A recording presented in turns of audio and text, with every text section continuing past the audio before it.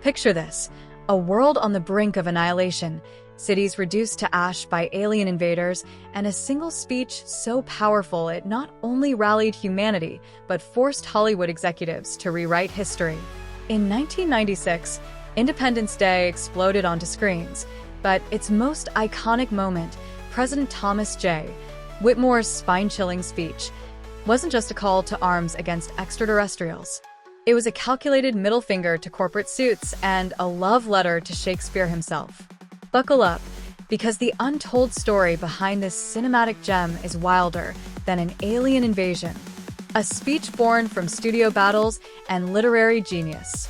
In the summer of 1996, Independence Day redefined blockbusters. Directed by Roland Emmerich and co-written with producer Dean Devlin, the film delivered jaw-dropping destruction. Think the White House obliterated in a fiery blast, and quirky charm, like Jeff Goldblum uploading a virus to outsmart aliens. But the heart of the movie? Bill Pullman's President Whitmore, a former fighter pilot turned leader, delivering a speech that still gives goosebumps. We will not go quietly into the night. We will not vanish without a fight. We're going to live on. We're going to survive. Today we celebrate our Independence Day. But here's the bombshell. That speech wasn't just about inspiring fictional pilots. It was a strategic power play. The movie wasn't even called Independence Day during production. It was ID4. Why? Warner Brothers owned the rights to the title Independence Day, and 20th Century Fox wasn't keen on fighting for it. Emmerich and Devlin, however, had other plans. They crafted Whitmore's speech, culminating in that iconic title drop, to light a fire under Fox's executives. According to Devlin's DVD commentary, the line was a deliberate jab at the studio's hesitance. "We wanted to make it impossible for them not to fight for the title," Devlin later admitted. The dailies hit the execs hard. Some say they were moved to tears by Pullman's heroism, and Fox struck a deal with Warner Brothers. The rest?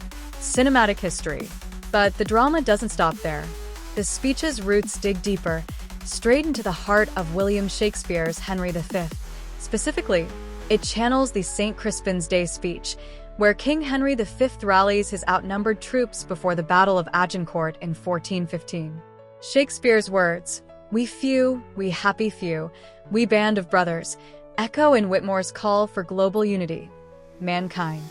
That word should have new meaning for all of us today. Some critics, like those at Empire, called it a borderline parody, but fans ate it up, voting it the cheesiest movie moment of all time. In 2003, while others, like critic Kim Newman, gave the film 5 stars for its audacity. The moment that shook theaters. Imagine the scene. July 3rd, 1996. Theaters are packed, popcorn is flying, and audiences are already reeling from the White House explosion, filmed with a 1/12 scale model and 9 cameras for maximum chaos. Then comes President Whitmore, standing before a ragtag group of pilots in a Nevada desert hangar. The world's major cities, New York, Los Angeles, Houston, are smoldering ruins.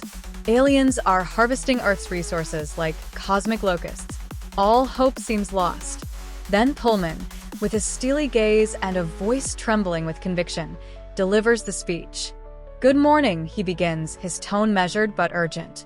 "In less than an hour, aircraft from here will join others from around the world. And you will be launching the largest aerial battle in the history of mankind." The camera pans across the crowd. Will Smith's cocky Captain Hiller, Randy Quaid's unhinged Russell Cass, and a motley crew of survivors. We are fighting for our right to live, to exist. By the time he hits, we will not go quietly into the night. The theater erupts. Cheers, tears, fists pumping in the air. Early screenings were described as barely contained bedlam. The speech wasn't just a crowd pleaser, it was a global phenomenon. Pullman's delivery, poised for an international audience, reimagined July 4th as a worldwide holiday, the day the world declared in one voice, "We're going to survive." Social media didn't exist in '96, but if it had, X would have exploded. Fast forward to 2025, and posts on X still light up every July 4th with clips of the speech, with users like at the Stingy's back praising the film's practical effect and iconic moments. That speech still hits like a freight train, One user tweeted in 2024. Another quipped, "Bill Pullman for president, 2025. But the speech's creation was steeped in eerie coincidence. It was filmed in a hangar that once housed the Enola Gay, the plane that dropped the atomic bomb on Hiroshima, exactly 50 years to the day, August 6, 1995. It felt like fate.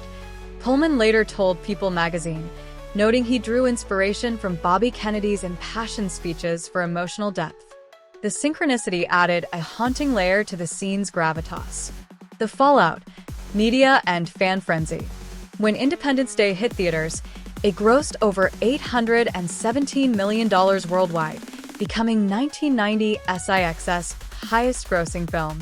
Critics praised its spectacle, but weren't always kind. Movie Review UK called it a mishmash of alien invasion tropes and gung-ho American jingoism, while a BBC review dubbed the speech the most jaw-droppingly pompous soliloquy in Hollywood history. Yet fans didn't care. The speech became a cultural touchstone, parodied on shows like The Simpsons and referenced in everything from political campaigns to memes. The 2016 sequel, Independence Day: Resurgence, tried to recapture the magic, but flopped without Will Smith's star power. Vivica A. Fox, who played Jasmine Hiller, told the AV Club, "We really missed Will.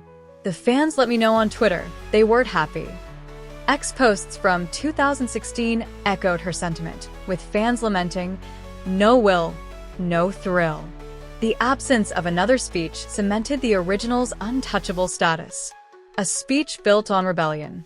To understand the speech's brilliance, you have to know Emmerich and Devlin's mindset. The duo, fresh off Stargate, wanted to redefine alien invasion films. They conceived Independence Day while promoting Stargate in Europe, sparked by a journalist's question about extraterrestrial life. Why do aliens always hide in these movies?